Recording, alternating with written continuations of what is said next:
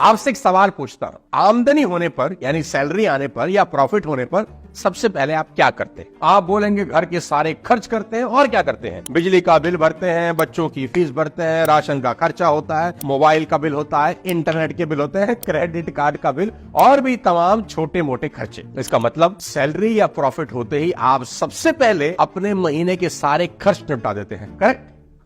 अब आपसे सवाल यह है कि फिर इन्वेस्ट कब करते हैं? तो आप कहेंगे खर्च करने के बाद जो बचता है और अगर बचता है तो वो इन्वेस्ट करते हैं। तो सबसे पहले इसको ठीक करना बहुत जरूरी है। साथियों, आप जो फॉर्मूला लगा रहे हैं वो है income minus expenses equal to investment. ये फॉर्मूला ही गलत है। आज से फॉर्मूला ये कर दीजिए कि income minus investment equal to expenses, यानी आपकी कमाई पर पहला हक खर्चों का नहीं इन्वेस्टमेंट का होना चाहिए। कमाई होने के बाद खर्च काटकर जो बचता है वो इन्वेस्ट नहीं करने का है। कमाई होने के बाद इन्वेस्टमेंट काटकर जो बचता है वो खर्च करने का है। दोस्तों, पैसों को लेकर मेरी लाइफ की ये सबसे बड़ी इंपॉर्टेंट सीख है जिसने मेरा मनी मैनेजमेंट पूरी तरह से बदल दिया। वॉरेन बफेट कहते हैं कि खर्च करने के बाद बचे पैसों को इन्वेस्ट मत करो, बल्कि इन्वेस्ट करने के बाद बचे पैसों को खर्च करो। आप एक परसेंटेज फिक्स कर लीजिए। हमेशा याद रखना, इन्वेस्टमेंट की अमाउंट नहीं, परसेंटेज इंपॉर्टेंट होता है। जैसे ही कमाई हो, सैलरी आए या प्रॉफिट हो, सबसे पहले वो परसेंटेज अलग कर दें और इन्वेस्ट कर दें और धीरे धीरे इस परसेंटेज को बढ़ाते जाएं। आप 10% से शुरू करें और 50% तक जाएं। अपनी कमाई का 50% तक इन्वेस्ट करेंगे। आप बोलेंगे अपनी कमाई का 50%? इतना इन्वेस्ट कैसे करेंगे? इतना भार एक साथ कैसे उठाएंगे? मर नहीं जाएंगे? खर्च करने को बचेगा ही क्या? अरे मेरे भाई, आज ही 50% इन्वेस्ट करने को थोड़ी कह रहा हूं, धीरे धीरे बढ़ाने को कह रहा हूं। समझाता हूं आपको। एक गांव में एक गडरिया था जो अपनी गायों को बहुत प्यार करता था। वो एक गाय को कंधे पर लेकर घूमता था।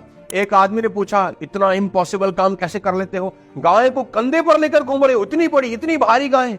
गडरी ने जवाब दिया, जब ये गाय पैदा हुई बड़ी छोटी थी, मैं तब से इसे प्यार करता हूं, वो तब से इसको हर समय अपने कंधे पर बैठाकर चलता हूं। धीरे धीरे ये बड़ी हो गई।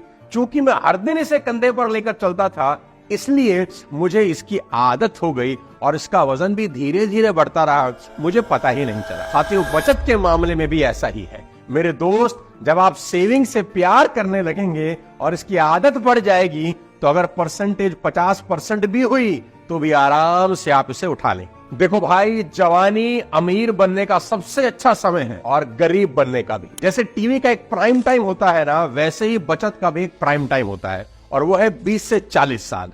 यंग जनरेशन को पहली सैलरी मिलते ही इसका 50% बचाना सीखना चाहिए। जी हां, और ध्यान रखना, सेविंग का मोटिव इन्वेस्टमेंट है, एक्सपेंडिचर नहीं। अमीरों का सबसे बड़ा नियम होता है इन्वेस्ट करो, बाकी लोगों का सबसे बड़ा नियम होता है खून खरीदो। पॉप के शहंशाह थे एक माइकल जैक्सन, हर साल करोड़ों डॉलर कमाते थे, लेकिन उनके खर्चे अनाप शनाप थे। जानते हैं, मौत के समय उन पर कुछ $400 मिलियन का उधार था। जरा सोचें, विवेक ओबरॉय की आमदनी तो माइकल जैक्सन जैसे नहीं है, लेकिन ओबरॉय खर्च में नहीं, इन्वेस्टमेंट में विश्वास करते हैं। विवेक ओबरॉय के पास पोर्टफोलियो में म्यूचुअल फंड, शेयर्स, प्रॉपर्टी सब कुछ शामिल है। इन्वेस्टमेंट के नाम पर अगर आपको डर लग रहा है तो आप अकेले नहीं हैं, सभी डरते हैं। ये हमारे डीएनए में है। आपने स्टीव जॉब्स और स्टीव वोजनिक का नाम सुना होगा, लेकिन रोनाल्ड वेन का नाम नहीं सुना। दरअसल रोनाल्ड एप्पल के तीसरे फाउंडर थे। उनके पास एप्पल की 10% हिस्सेदारी थी। अफसोस ये है कि कंपनी शुरू होते ही उन्होंने अपनी 10% हिस्सेदारी मात्र $800 में बेच दी। जी हां, सिर्फ $800 में।